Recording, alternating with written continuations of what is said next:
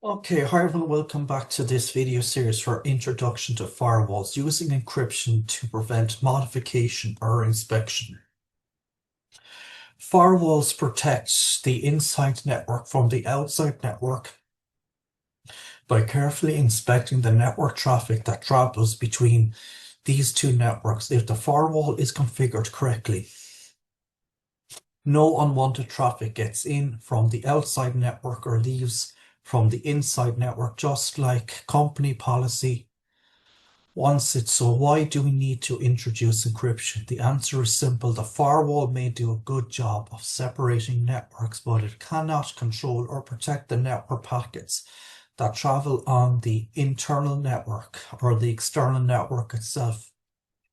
Only when packets arrive at the firewall can the firewall inspect the traffic and either drop or allow specific network packets. Encryption techniques are used to protect the network packets while they travel to the entire network. In this section, we will look at the consequences these encryption techniques have on the functionality of the firewall.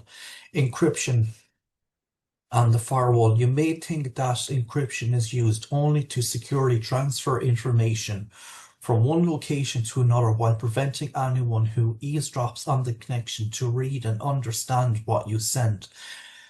This is the traditional view of encryption. However, encryption techniques are used for other purposes, all of which are relevant to firewalls. Data confidentiality. The classic use of encryption, the sender uses a secret combination of numbers the sender uses a secret combination of numbers, the key to make normally readable information unreadable to anyone except for the people who know the specific key used to make the information readable again. Authentication. Data may be encrypted if it travels over the network, but if you are unsure who sent it, you may still not be able to trust the information. Authentication protocols establish the identity of the other party. Encryption techniques used by those authentication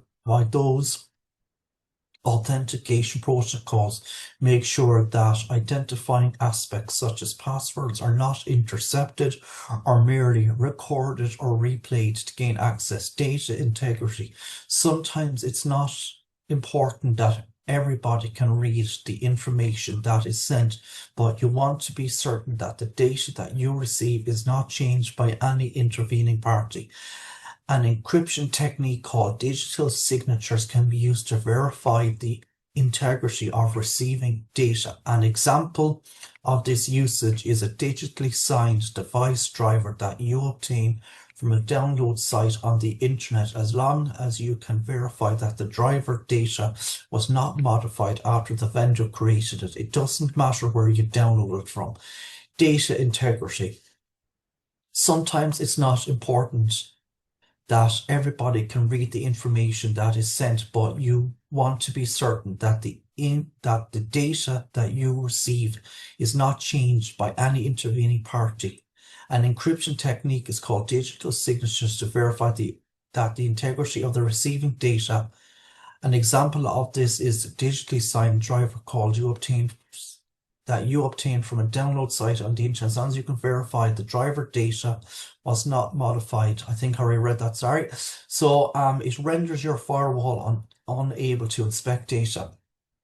If you encrypt the information that you send so that other participants on the network are not able to read the data on its way to the destination, the firewall cannot decipher the content either. When the network packet passes through the firewall, this is especially important when the firewall is supposed to make decisions based on the information in the packets. Your firewall is unable to perform NAT, which means NAT is network address translation. Depending on the specific encryption protocol used to ensure the integrity of data, the firewall may not be able to perform network address translation on the packets. Normally, it replaces a source or destination IP address in the IP header and changes the TCP or UDP ports, which may break the integrity checksums used by the encryption protocols. The destination computer subsequently rejects the packet because it discovers that the packet has changed after it has left the source computer. Another reason that the firewall may be unable to perform that is that some network protocols include the source or destination address in the application portion of the IP packet. If that portion is encrypted, the firewall can't find the address and replace those during the NAT process.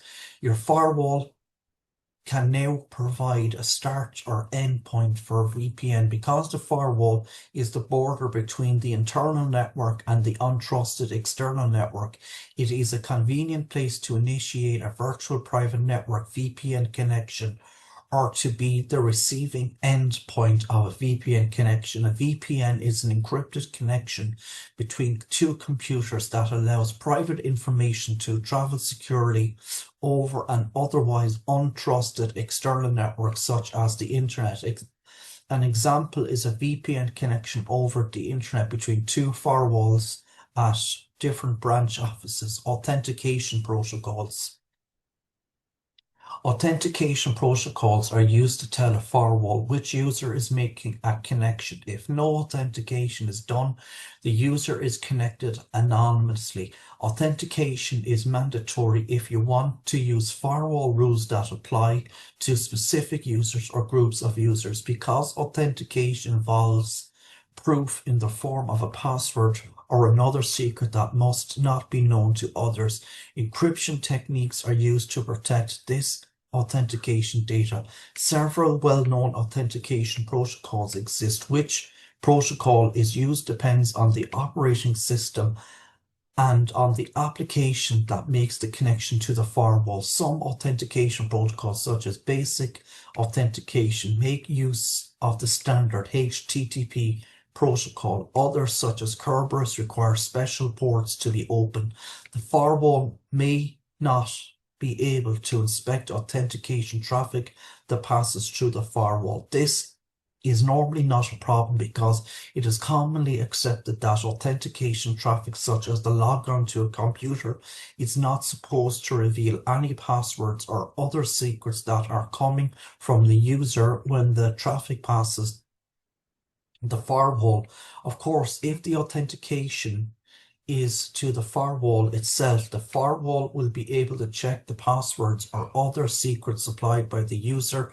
The use of encryption techniques to establish a user's identity is unrelated to the encryption of subsequent data transfer after the connection is made. In a normal situation, the authentication packets are encrypted in some form while the subsequent data connection is unencrypted. Secure sockets layer SSL, IPSec and VPNs, which we'll discuss later in this chapter, involve encrypting the data portion of IP packets as well. HTTPS. Secure connections to the internet can be established by using secure sockets layer SSL or its very similar standardized variant. Transport layer security TLS. This is an encryption protocol that can be combined with many conventional network protocols. The most common example is the use of SSL for HTTP connections. In the web browser's address box, the use of SSL is indicated by URLs that start with HTTPS : / rather than HTTP : / an HTTPS connection from a client on the internal network to a computer on the internet can pass the firewall. SSL is an application level network protocol, so the IP and TCP UDP header of an IP packet are not encrypted and may be changed by the firewall without infecting the SSL encrypted portion of the IP packet. The protocol does not store address information in the SSL encrypted portion. So using that at the firewall should be no problem for SSL, because only the IP and TCP UDP header of an SSL packet are not encrypted. The firewall can't inspect the application data portion of the packet. It can't store the returned results in the cache either, because it's impossible to determine whether the data portion, for example, the HTTP data, contains instructions for how long the data is valid, or instructions not to cache the result at all. The information is probably encrypted for a good reason. It might contain credit card numbers as part of an e-commerce transaction, which is not data you want to place in the firewall cache. IPSec.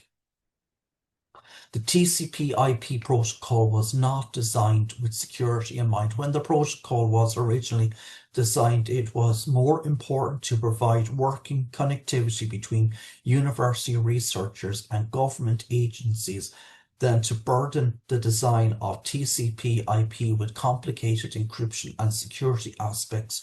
Remember that the initial designers did not set out to create the internet from the get-go, but just a private network among friends to facilitate the quick exchange of research results. When security and the use of TCP/IP became an issue, probably pretty soon after its conception, many application-level solutions to provide encryption support for authentication and data protection were developed. SSL for HTTP is one of those application-level protocols. Other solutions such as Pretty Good Privacy (PGP) and Security Multipurpose Internet Mail Extensions (SMIME), both used for the encryption of email messages, are tied in with other applications. A more recent development is the use of the IP security IPSec protocol. This protocol is not tied to a specific application, but instead is implemented in the TCP/IP protocol itself. Any application network traffic or network protocol can be encrypted with IPSec. Supports two different methods to protect IP packets.